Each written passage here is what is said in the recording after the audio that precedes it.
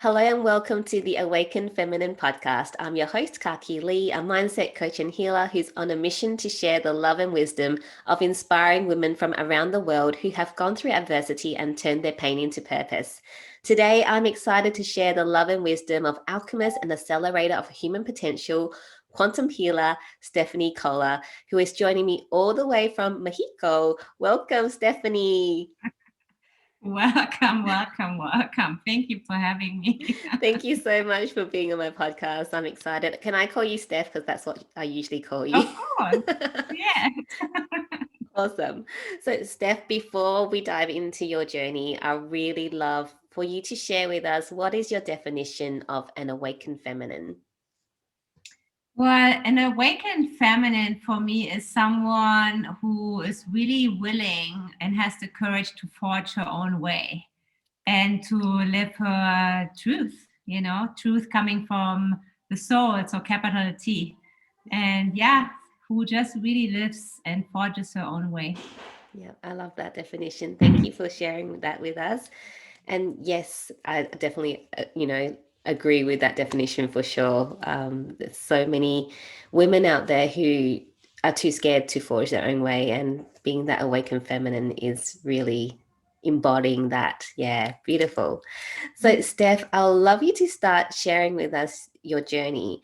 But before we quite get started, can you share with us a little bit about what you do for the audience who doesn't know what a alchemist and accelerator of human potential and quantum healer is? Do you mind just giving us a little brief definition of what it is? Yes. So, I consider myself a medicine woman and I'm also a coach and quantum healer. So, in the work that I do, I combine all those tools that I have collected along the way. And that, always is a combination of rituals, ceremonies, coaching, quantum magic, so that I can help people to really live in their highest expression. Awesome. Thank you for sharing that with us. So now let's jump into your journey.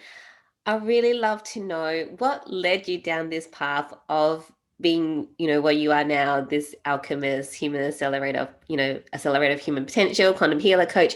What led you down that path? Did you have a spiritual awakening or aha moment? Can you share that with us? Mhm. So, it's gosh, how would I even express that in a rather short story? So, I grew up in Germany and I left Germany at around age 25, and I lived in Spain, and then I moved to America. Lived most of the time in California for about 20 years. And I did many different things. I mean, I was doing a lot of marketing, I did a lot of event management, I did a lot of photography. And at some point, I became aware of like the healing arts, and so I was diving into the healing arts, and I think this was kind of the entry point for me to gain greater awareness and really rise my consciousness of other things being out there than just like the matrix. And I never had really regular working hours, but I was working a lot. And Mm. I also happened to live in a very beautiful area in California that resulted into me only working and having very little time off to enjoy. And there came a point where my mother had been very ill, and over the span of the 25 years, or back then maybe around 20 years that I had been gone from Germany, I only visited Germany and my family maybe once a year for 10 days, maybe Mm. 14 days. That was like, oh my God, that was like grand, right? And then my mother became really ill, and that's when it started to really, the internal voice became louder. Like, this is not all. There's more to life. And so, long story short, there was the year 2017 when my mother passed away. And I had made the courageous decision to, no matter how I would do it financially, I would be in Germany for like 5 weeks. At that point, I didn't know that she had relapsed, or shortly after that was then known. And I ended up staying 5.5 months in Germany. And so that was like the moment where I thought, apparently this is possible. And Mm. then also with my mother passing, I was present when she passed. that was a very deep spiritual moment for me where I just knew that living the life that I was leading was just no longer, I just couldn't do it anymore. You know, it was like living a lie. It was like being dimmed down in my soul. It was like not listening to the inner voices that told me, just do it, go for it, go for it, go for it. And yeah, you know, the rest is kind of history. A year later, almost a year later, you know, I stayed some time longer after my mother's passing, so I took care of her estate, etc. And then the summer following in 2018, I pretty much let go of everything I owned, Wow. sold it, gave it away, donated it, you know, and just dissolved pretty much everything I had and just took off. Wow. Hmm. That's an amazing story. I want to ask you this question just came up as you were talking. Growing up, or even before you started discovering the healing arts, were you a spiritual person, or were you even interested in, the more alternative side of things? Yeah. Mm-hmm. You know, I think I was always interested, but it was definitely it was covered up. You know, Mm, I had a lot of trauma when I was growing up. There was sexual abuse, and my father actually committed suicide when I was 17. So I had some rather traumatic experiences growing up. yeah. And that really was part of a lot of things being shut down, you know. But in my early 20s, then, you know, things really open up, memories were reawoken. And then, you know, one step led to another, to another, to another, where I became more and more curious, you Mm, know. So I wouldn't say I was like already super spiritual and had like all my senses awoken mm, from a young age because of the situations that I just described. But there was like this little inkling, you know, mm. like a curiosity. That's for sure. Yeah. Yeah, definitely. Awesome. I totally get that because I was kind of like a spiritual, like closet spiritual Yeah. person. It's like I'm interested, but it's not like widely acceptable. So you don't really say too much, and kind of Yeah. go along with it. Um, I want to ask you then, what because you were saying that you've been through all the trauma, your dad committed suicide, and you had sexual abuse, and obviously you had to work through those things to get to where you are now. So what were Mhm. some of the like tools or modalities or teachers that were really helpful in helping you to move past that, to heal? Yeah. There were many along the way, you Yeah. know. So, I mean, in my early 20s, it was like various therapists. And, you know, then I moved to the US, and then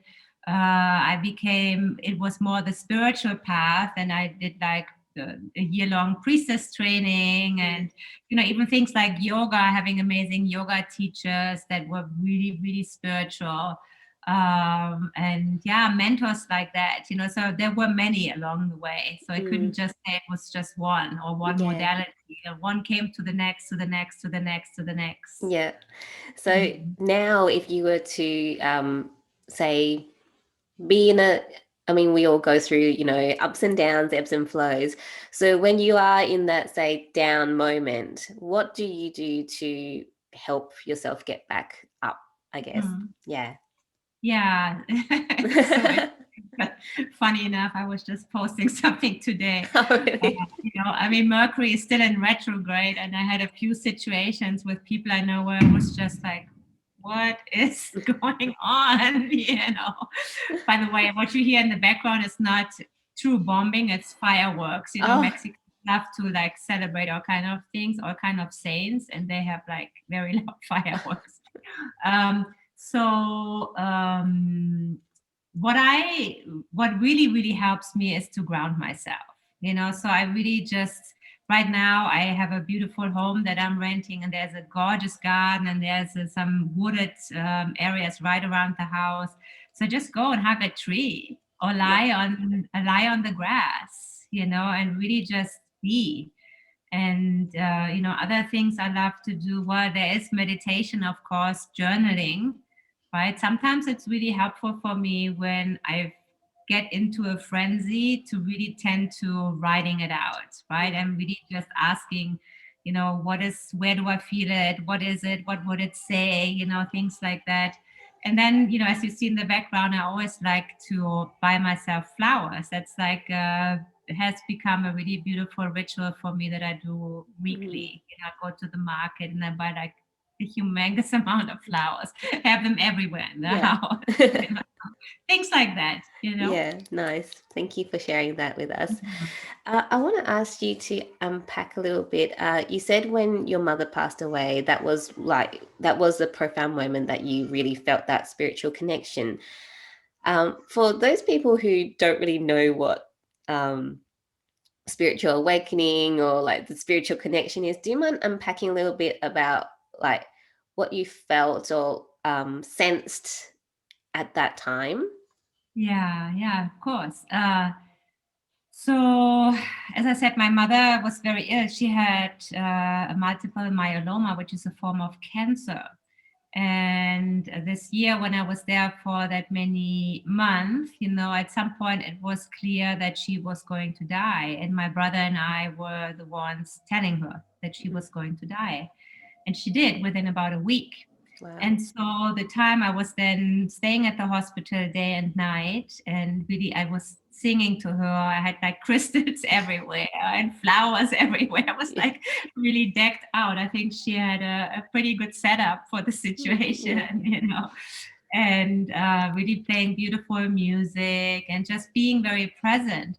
And so, what I feel, how would I describe it? It's a little bit difficult to describe.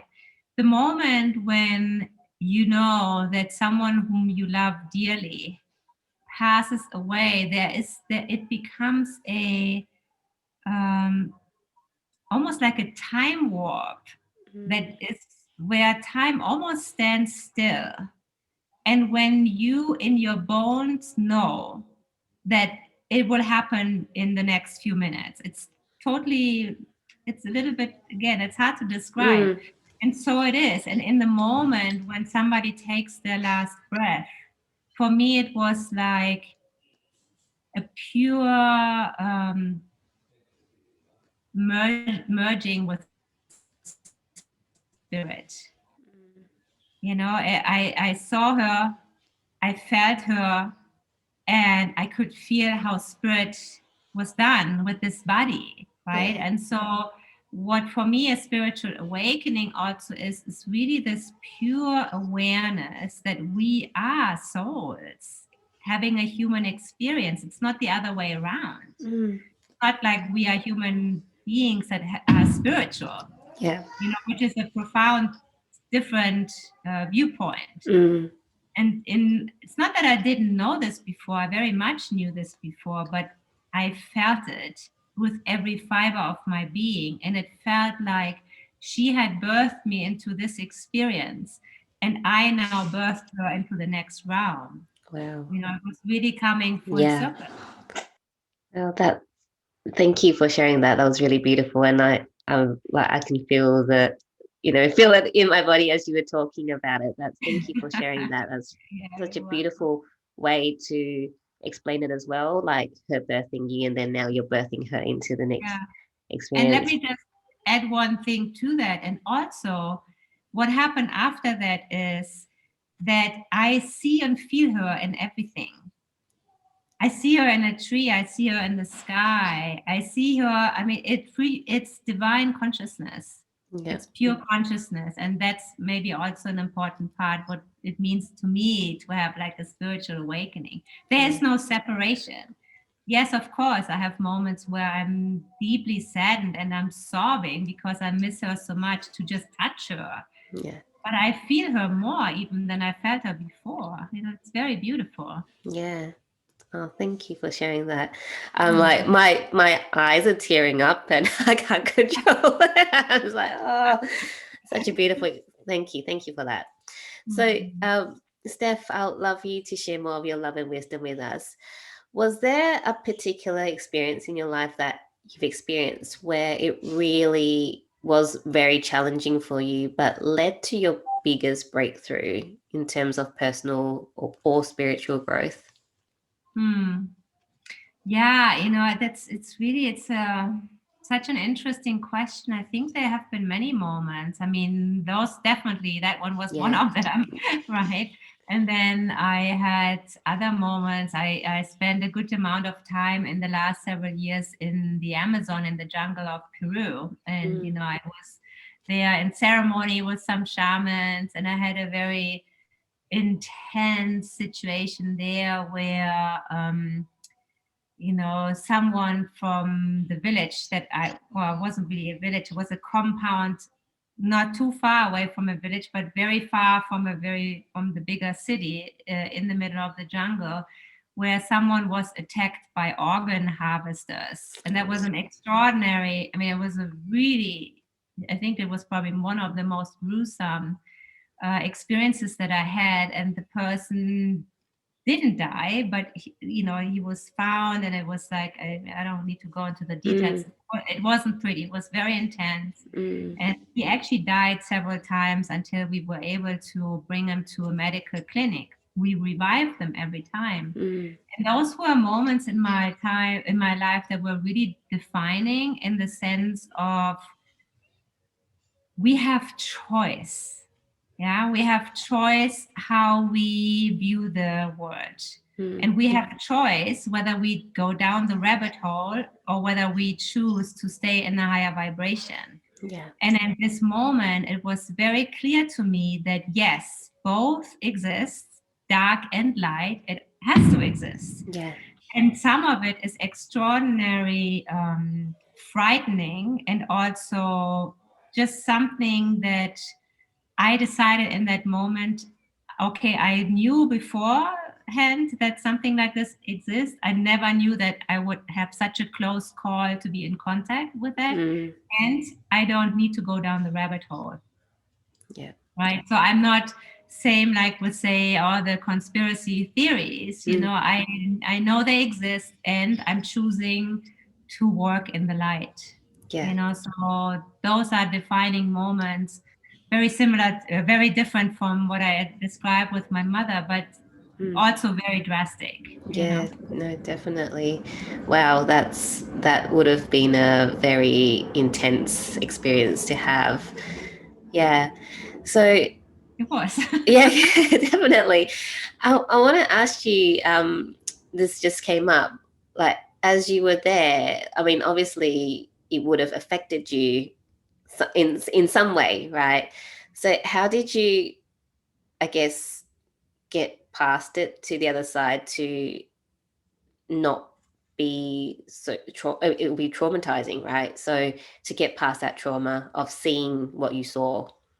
Yeah, so it was, well, first of all, the night it happened, it was all so frantic and so intense that it was, I think everyone was operating on autopilot. Mm, And so I went through the night, I helped carry this person out of the jungle and, tended to him as best as I could. And then once my senses came out of the frenzy of this really mm, intense situation, I had a choice. It was the beginning of a month-long stay in that part of the jungle where I was dieting on certain plants.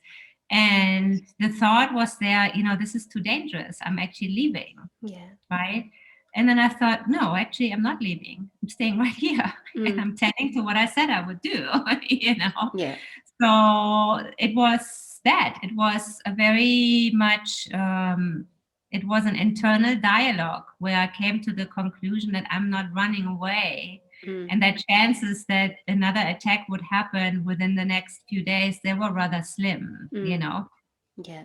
So like you said before, that you have that choice, right? Is that conscious decision rather than having like that subconscious decision where you're like, oh, this is scary, I'm gonna go Yeah. now. But Yeah. having that dialogue and making that conscious choice, yeah. Okay, I love that. Thank you. So, Steph, I mean, having gone through everything you've gone through in your life so far, what do you believe is the greatest lesson that you've learned? The greatest lesson I think I learned, I mean, I learned so many, but when I'm thinking about it, is that the answers always lie within, you know.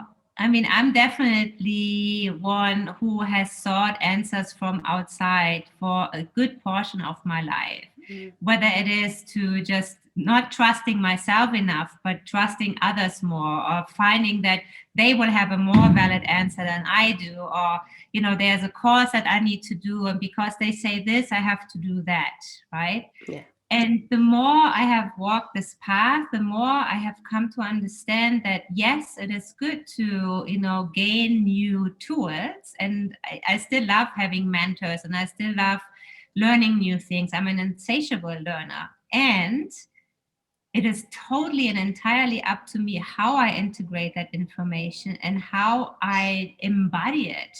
Yes. And embodiment to me means to embody it in my own unique expression. It's not to copy someone else or to become something else. It is to take that information to just have soul remembrance. We already have the answers within. A lot of us just are asleep, Yeah. right? And so these things, these new tools that we gain over our lifetime, they are merely bridges for these pieces of our soul to reawaken. So it's all about soul remembrance, really. Yeah. I love that. Thank you. And it's such an important thing to realize as well, because for me, I'm like you, I just love to learn new things and do all these courses. And at the beginning, I was just like so overwhelmed because this person's telling me to do that and that person's telling me to do that. And I'm like, what do I do? But now having that knowing that, okay, I'm learning all this stuff. And then I just take what sits right with me, what sits align, what's aligned with my soul. So it's just so important to remind people that it's not just in courses, it's everything in life. You have your parents telling you this, you have, school or your friends, but it's just taking what aligns with your soul rather than taking everyone's opinions, just really asking yourself what is right for me. Totally. It's a little bit like, if you like smoothies, a green smoothie is not great for every person, Yeah. even though it's healthy, but it's like and the same is true for the information that we learn. We have to just, embody it in the way that it suits us, first and Yeah. foremost, to be our own authentic self. Yeah. Exactly. Thank you for that. So, Steph, I asked you before what were some of the tools and teachers that were really helpful in your healing and getting you out back into, a higher vibration. I'm a avid book reader, and I'm pretty sure you are probably one too. Are there any particular books that really have made an impact in your life? I mean, I have read it a long time ago, but The Untethered Soul by Michael Singer was one that I really loved. He talks about the voices in the head, right? Yeah. And how our mind really works. So that was an awesome one. And then really, Woman Who Run with Wolf, with the wolves, is Yeah. there are so many beautiful messages, and especially now that I'm a crone myself, right? Yeah. So I'm 50. They resonate deeply with me, and yeah, of course, things like Dr. Joe Dispenza, who talks all about the quantum field. It's fascinating Yeah. to learn these things, and how our body actually works in the quantum field, bodies, but I said not just the Yes. physical body. Yeah, love that. You're the second person that's told me about The Woman Who Runs with Wolves. So I think I really need to go and read that book. Yeah. Yeah. So, Steph, I want to ask you if you could travel back in time to a younger version of yourself, what is a piece of advice that you would give yourself? But to truly just trust, and chill out and don't seek anything from the outside. What I just said, it took me ages, took me decades to understand that. and that I would tell my younger self that she is loved. Yeah, beautiful. Thank you. That's beautiful Mm. advice. And I want to ask you, like, at the moment, there's men and women listening right now who, want to make changes in their life, but feeling stuck or feeling like they don't even know where to start, whether it's in their relationships, their career, their health, whatever it is that they want to change. Is there a piece of advice or recommendation or a tip that you have for them that would really help them to, start taking that first step or start moving in the direction that they actually want to head to? Mm.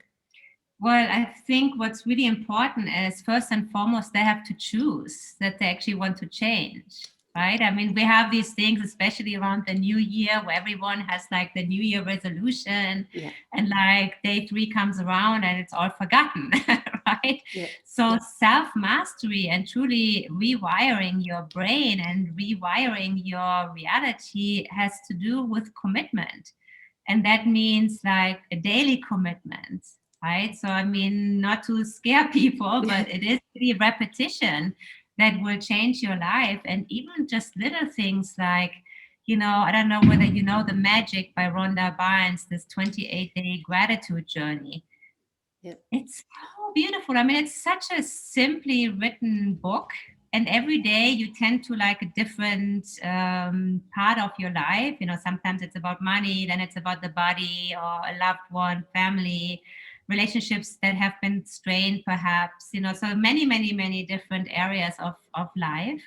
And even if a person starts with that, I mean, I have offered it in my group several yeah, times, and it has completely shifted the perception of people who were in those groups. And those are little things that really doesn't eat up any time. yeah, And it's 28 days, okay, people. I mean, it's not really like that long. Everybody can do it. yeah, And if even if you commit to dive into that, into nothing else, from there you definitely will have a greater inspiration to be committed to a different path. yeah. Yeah, I love that. And like you say, is a choice, just scroll 5 minutes less on your social media and you have time to do a new ritual or something new. You don't have to do something that takes a long time. You start No, off baby steps. So you might start off with 5 minutes and then you increase it, right? But it's yeah. making that, yeah, like you say, that conscious choice, that commitment to it. Yeah. Thank you for or that. even or even like things like solfeggio frequencies. I mean, you can go onto Spotify. Oh, oh, yeah, and you can go onto Spotify and plug in solfeggio frequencies for whatever. I'm sure there's a playlist, Yeah. and they really help us to rewire our brain. They're Yeah. very powerful, and you can let them run in the background Yeah. at all times. You Yeah, know. and there definitely is because I got a bit bored with the ones that I was listening to, so I went on Spotify and I was looking for theta frequencies, and there is a playlist. So if you're looking for one, there is one on Spotify. There's I actually a have few. so many playlists on. I mean, I'm running one just now. Yeah, Like a healing playlist, and yeah, yeah, it's easy. yeah, yeah, definitely. So, Steph, I want to take a little bit of a turn because for me on my journey, self-love was a big, big thing that came up for me that I needed to learn. So, I want to ask you, as an awakened feminine, what does self-love mean to you? Wow, self love is definitely it's a process. You know, And of course, people have different experiences in life, and that results often in not loving themselves and not feeling enough, in feeling guilt or shame, or feeling, having a constant comparison going on that others are more, have more, do more, whatever it is. And so, self love is to accept oneself in the whole spectrum of emotions. There's a whole rainbow from Mm, very sad to very blissful. And if we try to only live like the higher frequency of our existence, then we are kind of bypassing the rest. And so it's really important to honor and acknowledge all of it, and not just, the bliss and roses, because there are reasons why we have these feelings of sadness or anger, whatever it is. And it's not, I mean, we grow the most when we find a place to just sit with those emotions and let them tell us a story, whatever needs to be told, so that we can have a deeper understanding of self. Yeah, I love that. Thank you for that, for giving us what it is, what it means to you. So you already touched on this. So what are your top three go-to activities to make sure you give yourself the self-love that you deserve? Yeah, definitely nature, Yeah. nature for sure. And, I also really, I rejuvenate in alone time. I mean, I'm very, traveling by myself and being by myself for quite a long time. But that can also sometimes lead to being an hermit. So I need alone time, but I also need soulful conversations. Mm, And yeah, I mean, definitely, I think nature is probably the top one, because that is how I can discharge whatever is not needed and yeah. receive at the same time to feel grounded, right? And then, yes, I connect to my star family and my guides and angels, and probably have a little ritual, Yeah. to bounce back. Love it. Thank you. And before we wrap up, Steph, I really love to know what is your personal mission and what is setting your soul on fire right now? Yes. So my personal mission is, that's actually my life's purpose, to protect and preserve ancestral heritage of indigenous communities around the world. I had some very clear visions of how that could look like. The question is to find the proper communities and then have them find their answers to bring that to fruition. Mm. But I'm also, in the meantime, because that doesn't just pop up from one day to the next, unfortunately. I'm very passionate about helping, especially women, to live their truth, because I think we live in such incredible times right now where everything is shifting, and where, for perhaps the first time in human history, we have the opportunity to live and express our authentic self. Mm. And the more women, or the more people, also, of course, men, the more we can all step into our own truth, the more we can support one another to do that. And the quicker we will move through this time of density and polarity right now, to actually really co create this new earth that we are all seeking. Yeah. But it does take the courage to really step into your truth. It's no longer enough to just sit back and applaud those who do it. Everyone has a mission, and everyone's voice is important. And so that is really at the core of everything I do, to encourage and ignite, especially women, because I work mostly with women, to step into their full potential and to not hold back at all, to really be unapologetically them and shine their light as brightly as it gets. Yeah. I love that. I'm so excited for your mission. That's such a beautiful mission. And what's setting your soul on fire, that's just amazing. I'm just love to see how you can help more and more people speak their truth and step into their power and help, everyone around them then ascend and, help other people to do the same. Thank you so much. So, Steph, thank you so much for sharing your love and wisdom with us today. If people want to find out more about you and how they can work with you, where should they go? Yeah, probably the best is to go to my website, stephcharlotte.com. It's very easy. Yeah, And Instagram is Steph C. Kohler, Koehler. awesome. But yeah, Awesome. Thank you. I'll have all your details and any recommended resources in the show notes so people can reach out to you. Thank you so much once again, Steph. thank you so much. That was so much fun. Thank Yeah, you. thank you. And until next time, I love you, I believe in you, and you are worth taking that first step to the life of your dreams.